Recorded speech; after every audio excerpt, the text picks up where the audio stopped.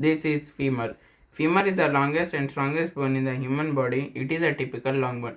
As a typical long bone, it has three parts: an upper end, lower end, and a shaft. For the practical aspect of view, we will be discussing this about in the later part of the video. Now, let's focus on the upper head.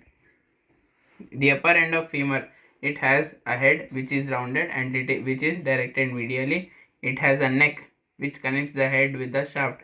It has greater trochanter, and on the posterior side we have intertrochanteric line and lesser trochanter. This is neck of femur. Now let's come to the shaft. The shaft is long, it is convex, and it is directed forwards.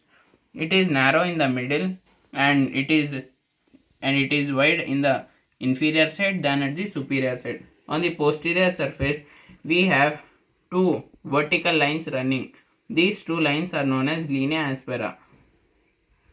Now, let's come to the lower end of femur. The lower end of femur is expanded and it is wide than the upper end. The lower end of femur has two condyles. The medial condyle, which is directed medially, and the lateral condyle, which is directed laterally. And on the posterior surface of the lower end, we have a triangular shaped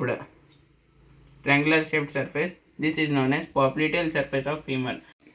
Now, let's discuss the important practical aspect. In practical exams, you will be asked to identify whether the bone is right or left, and to know that the most important part is side identification. For side identification, pick the bone. The head should be directed towards the medial side like this, and the shaft should be convex and it should be facing forward. As we have determined the side, this side is left. This is a left femur. This was all about femur. Subscribe for more videos.